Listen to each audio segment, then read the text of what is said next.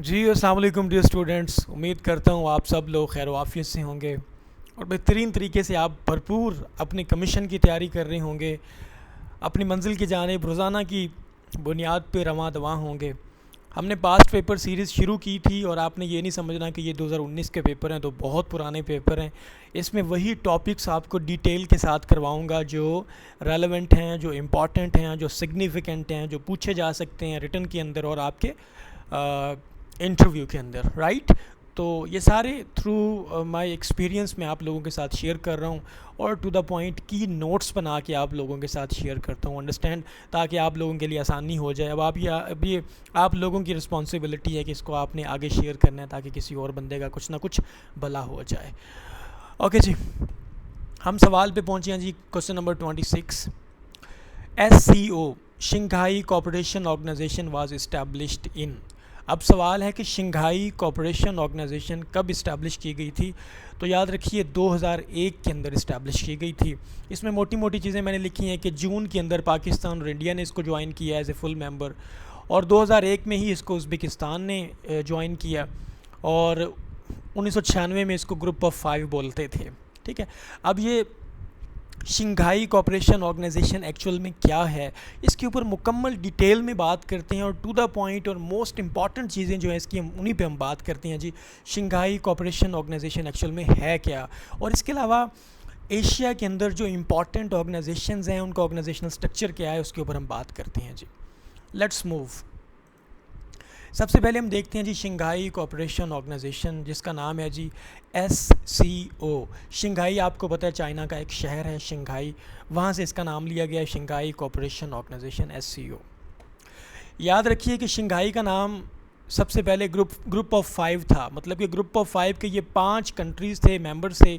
इन्होंने अपनी एक ऑर्गेनाइजेशन बनाई थी, उसको ग्रुप ऑफ 5 बोलते थे या ग्रुप 5 बोलते थे। ये 1996 के अंदर बना था। ठीक है, अब ये देखो ये प्रिकर्सर है, अभी ये रॉ मटेरियल है शंघाई कोऑपरेशन ऑर्गेनाइजेशन के बनने का। ये प्रिकर्सर्स हैं, मतलब कि ये बेसिक्स हैं। अभी शंघाई कोऑपरेशन ऑर्गेनाइजेशन नहीं बनी, बल्कि ये इनिशियल स्टेप्स हैं जो SCO बनाने के लिए लिए जा रहे हैं। तो 1996 में ये एक छोटी सी स्ट्रक्चर बनी थी 5 कंट्रीज़ की, इसको ग्रुप ऑफ 5 बोलते थे, जिसमें चाइना था, काज़ाख्स्तान था, किर्गिज़स्तान था, रशिया था और ताजिकिस्तान था, राइट। ये सारे आप नाम ना भी याद करें, that is not a problem, लेकिन ये कि ग्रुप ऑफ 5 था, 1996 में बना। अब SCO जो है ये कब मुकम्मल हुई बाद में बताता हूँ, लेकिन अब आज के मौजूदा SCO का जो सेक्रेटेरिएट है, जो हेड क्वार्टर है, वो कहाँ पे है? बीजिंग, चाइना के अंदर। अब आपको बताता हूँ कि SCO बनी कैसे थी।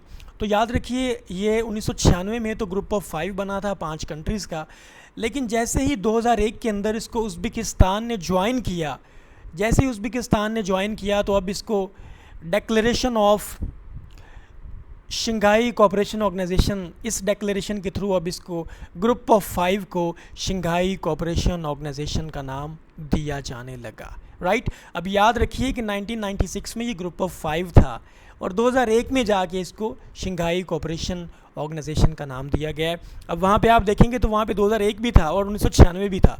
तो याद रखना है कि 2001 में ये शंघाई कोऑपरेशन ऑर्गेनाइजेशन बनी है, 1996 में इसका नाम महज ग्रुप ऑफ 5 था। कमीशन ये भी सवाल पूछता है कि पाकिस्तान और इंडिया ने इसको कब ज्वाइन किया।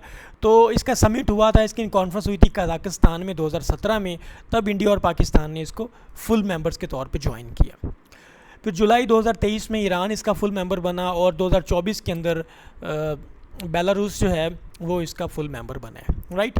इसका एक छोटा सा विंग है जो कि टेररिज्म को कंट्रोल करता है, उसका नाम है जी RATS, regional anti terrorist structure. ठीक है जी, ताशकंद उज़्बेकिस्तान में इसका सेंटर है और ये काम करता है काउंटर टेररिज्म एफर्ट्स के ऊपर।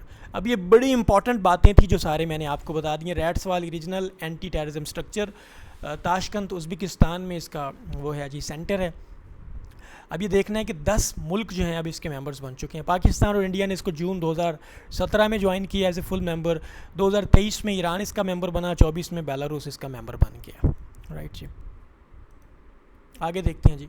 Shanghai cooperation organisation is an international alliance that consist of 10 member states और 2 ऑब्जर्वर स्टेट्स हैं इसके यूरेशिया से। यूरेशिया मतलब कि एशिया और यूरोप। ये 26 अप्रैल 1996 में एज ए शंघाई 5 इस्टेब्लिश हुई थी, ये मैंने आपको पहले बता दिया। लें जी, इसका स्ट्रक्चर हमारे पास क्या है, ऑर्गेनाइजेशन स्ट्रक्चर इसका ये है कि सबसे पहले council of head of state है जी। अब हेड ऑफ स्टेट कौन होता है जी? हेड ऑफ स्टेट पाकिस्तान में प्रेसिडेंट को बोलते हैं और हेड ऑफ गवर्नमेंट बोलते हैं प्राइम मिनिस्टर को। अंडरस्टैंड, ये बात याद रखनी है। हेड ऑफ स्टेट बोलते हैं प्रेसिडेंट को और हेड ऑफ गवर्नमेंट बोलते हैं प्राइम मिनिस्टर को। तो सबसे सुप्रीम बॉडी इसकी council of head of state है, फिर council of head of governments है, प्राइम मिनिस्टर्स आते हैं, फिर काउंसिल ऑफ फॉरेन मिनिस्टर्स आता है, फिर council of national coordinators, SCO का सेक्रेटरी जनरल है, ठीक है जी, बीजिंग में इसका सेक्रेटरीट है, फिर permanent representative to SCO secretariat होता है जी, राइट।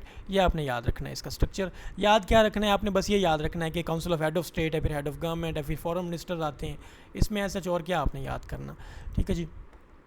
चाइना इसका मेंबर है जी, 10 मेंबर्स हैं टोटल।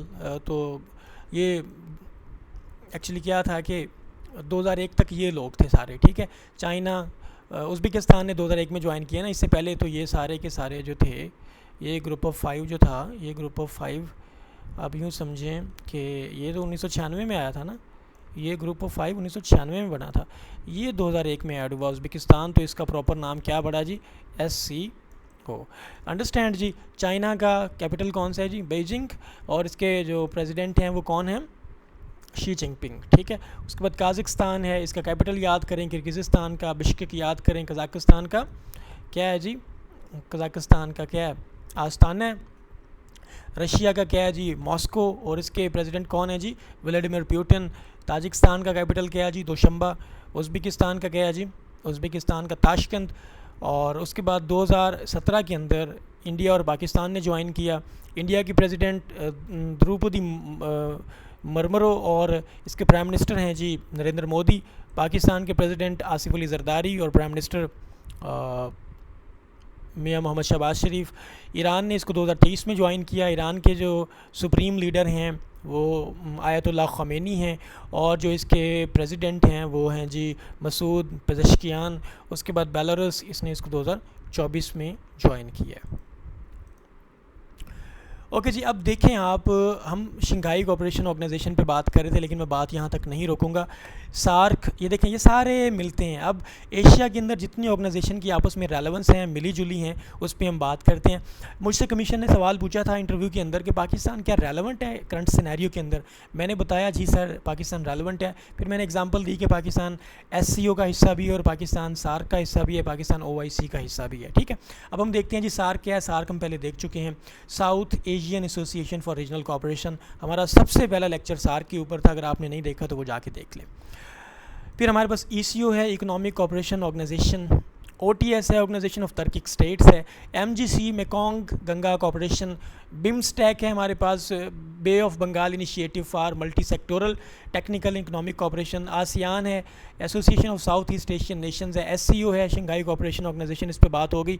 ACD है, एशियन कोऑपरेशन डायलॉग है। GCC है, गल्फ कोऑपरेशन काउंसिल। अब ये सारे एशिया के हैं, ये आपस में ओवरलैप करते हैं। इसका मेंबर इसका भी हिस्सा होगा, इसका भी हिस्सा होगा, इसका भी हिस्सा होगा। इस तरह ये आपस में कलेक्टिव कोऑपरेशन के साथ ये ऑर्गेनाइजेशंस चल सकती हैं। ये आपस में कैसे ओवरलैप करती हैं, अब हम चल के डिस्कस करते हैं थोड़ा थोड़ा। ECO जो है वो इकोनॉमिक कोऑपरेशन ऑर्गेनाइजेशन है जी, 1925 में बनी थी तेहरान में, ठीक हो गया। और इसके जो बिगनिंग मेंबर्स थे वो ईरान, पाकिस्तान और तुर्की थे, राइट जी। और इसका जो हेडक्वार्टर है वो भी तेहरान ही है। उसके बाद जब 1991 में सोवियत यूनियन टूटी तो ये मेंबर्स भी इसका हिस्सा बन गए जी, काज़ाकिस्तान, किर्गिज़स्तान। और आजकल जो है लगभग इसके 10 मेंबर्स हैं ECO के। आगे MGC है जी, मेकोंग गंगा कोऑपरेशन। मेकोंग भी रिवर है, गंगा भी रिवर है जी। ये 2000 में इस्टेब्लिश किया गया था और इसमें 6 मेंबर्स हैं। इंडिया है, थाईलैंड है, म्यांमार, कंबोडिया, लाओस और वियतनाम, ठीक है। ये टूरिज़म, कल्चर, एजुकेशन और ट्रांसपोर्टेशन के ऊपर एक दूसरे के साथ कोऑपरेट करते हैं। मेकोंग भी रिवर है और गंगा भी रिवर है इस रीजन के अंदर जहाँ पे ये सारे एग्जिस्ट करते हैं। उसके बाद बिम्स्टेक क्या है जी, bay of Bengal initiative for multi sectoral technical and economic cooperation. ये भी एक रीजनल ऑर्गेनाइजेशन है जिसमें 7 कंट्रीज़ हैं जो कि बे ऑफ बंगाल के इर्द गिर्द मौजूद हैं। ये 1997 में, देखें 7 ही मुल्क हैं और 1997 में ये इस्टेब्लिश हुई थी बैंकॉक डिक्लेरेशन के ज़रिए। बिम्स्टेक किस डिक्लेरेशन के ज़रिए?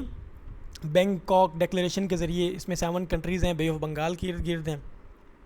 इसका काम है जी टेक्निकल और इकोनॉमिक कोऑपरेशन की जाए इन 7 कंट्रीज़ के बीच, ठीक है। इसके मेंबर्स ये यहाँ पे लिखे हुए हैं जी। बी से बांग्लादेश भी है, आ गया जी, ठीक है। आई से इंडिया है आपके सामने, ठीक है। बी से बांग्लादेश भी, भूटान भी, आई से इंडिया है। फिर उसके बाद एम से म्यांमार है, ठीक है जी। उसके बाद एम के बाद एन खुद ही लगा लें, एन से नेपाल है, एस से श्रीलंका है, टी से थाईलैंड है और आगे इकोनॉमिक कोऑपरेशन ये आ गया, ठीक है जी, ठीक है। बी के साथ यहाँ पे बांग्लादेश है, वहाँ पे भूटान भी लगा लें। उसके बाद इंडिया, एम से आपका क्या होता है जी म्यांमार, आगे एन खुद लगा लें नेपाल, एस से श्रीलंका और टी से आपका थाईलैंड। अंडरस्टैंड। तो ये 7 कंट्रीज़ इसका पार्ट हैं और बिम्स्टेक 1997 में बना था जी। ओके जी। मेकोंग गंगा कॉर्पोरेशन 2000 में बनी थी, ईसी 1985 में। मेकोंग गंगा 2000 में, बिम्स्टेक 1997 में। Organisation of Turkic states, OTS, organisation of Turkic states, ये ओटीएस है हमारे पास। ओटीएस एक बस छोड़ें इसको, कॉल्ड टर्किक काउंसिल या corporation council of Turkic speaking states भी था ये भी इंटर गवर्नमेंटल ऑर्गेनाइजेशन है जिसमें जनाब अज़रबैजान है, कज़ाकिस्तान है, किर्गिज़स्तान है, तुर्की और उज़्बेकिस्तान है, ठीक है। हंगरी और तुर्कमानिस्तान, साइप्रस ये इसके ऑब्जर्वर मेंबर्स हैं जी। और इसका आइडिया दिया था नूर सुल्तान साहब जो प्रेसिडेंट थे, किसके जी, कज़ाकिस्तान के। और लेकिन 2009 में इसको फॉर्मली इस्टेब्लिश किया गया था। इसका कैपिटल इस्तांबुल में है। तुर्क से याद रखना जी, तुर्क है ना, ऑर्गेनाइजेशन ऑफ टर्किक स्टेट्स। तो तुर्क मोस्टली जो कंट्रोल कर रहे हैं वो तुर्की को ही कर रहे हैं ना, लेकिन ये सेंट्रल एशियन स्टेट्स में भी तुर्क ही सारे जो है ना वो एग्जिस्ट करते हैं। तो मेन इनका सेंटर इस्तांबुल ही है, ठीक है जी। तो ऑर्गेनाइजेशन ऑफ टर्किक स्टेट्स 2009 में इस्टेब्लिश की गई। अब आगे हमारे पास एशिया कोऑपरेशन डायलॉग है, ये 2002 में इस्टेब्लिश किया गया। इसका बुनियादी मकसद ये था कि ASEAN, Association of south east Asian Nations, Gulf Cooperation Council, Eurasian Economic Union, Shanghai cooperation Organisation और सार्क, इनके दरमियान कोलैबोरेशन की जाए, इसको इंटीग्रेट किया जाए, इनके दरमियान आपस में कोऑपरेशन की जाए, ठीक है जी। और एसीडी का जो कैपिटल है, सॉरी हेड क्वार्टर है, वो कुवैत सिटी के अंदर है। अंडरस्टैंड। अब हम आसियान पे आ गए। आसियान क्या है? Association of south east Asian Nations. ये 1967 में इस्टेब्लिश किया गया था। इसका हेड क्वार्टर है जकार्ता, इंडोनेशिया। बस आपने ये याद रखना है कि 1967 में इस्टेब्लिश हुआ, जकार्ता इंडोनेशिया में इसका कैपिटल है, इसका हेड क्वार्टर है और इसमें 10 मेंबर्स इसका पार्ट्स हैं। ये नहीं याद रखना कि कौन कौन से, बस एक दफ़ा पढ़ लें कि ये मेंबर्स इसका पार्ट है। आगे गल्फ़ कोऑपरेशन काउंसिल आ गया जी। गल्फ़ कोऑपरेशन काउंसिल ये 1981 में बनी थी। 6 मेंबर्स हैं इसके। ईरान और इराक़ को इसको एक्सक्लूड कर दिया गया क्योंकि इनकी जंग लगी थी जी। जंग के बाद इनको निकाल दिया गया था। इसमें Bahrain, Kuwait, Qatar, KSA, kingdom of Saudi Arabia, United Arab Emirates और ओमान इसका हिस्से हैं जी। ये 6 गल्फ़ कोऑपरेशन काउंसिल में कितने हैं जी? 6 मेंबर्स हैं। अच्छा याद रखिए UAE जो है ना, UAE इसकी 7 स्टेट्स हैं। कितनी? 7 स्टेट्स हैं। ये वैसे मैंने 7 आपको बता दी है, राइट जी। चलें, उसके बाद ओपेक है जी, और Organisation of Petroleum Exporting Countries. Organisation of Petroleum Exporting Countries, इसका बुनियादी मकसद क्या था जी कि इसको 1960 में इस्टेब्लिश किया गया। इसका हेड क्वार्टर वियना के अंदर है जी। इसके जनरल सेक्रेटरी जो हैं, जनरल सेक्रेटरी हैशम अल गैस कुवैत से हैं। करंटली इसके 12 मेंबर्स हैं। कतर और अंगोला ने इसको 2024 के अंदर इसको छोड़ दिया। अंडरस्टैंड जी। तो ये आपने याद रखना है कम से कम कि ओपेक स्टैंड फॉर क्या है।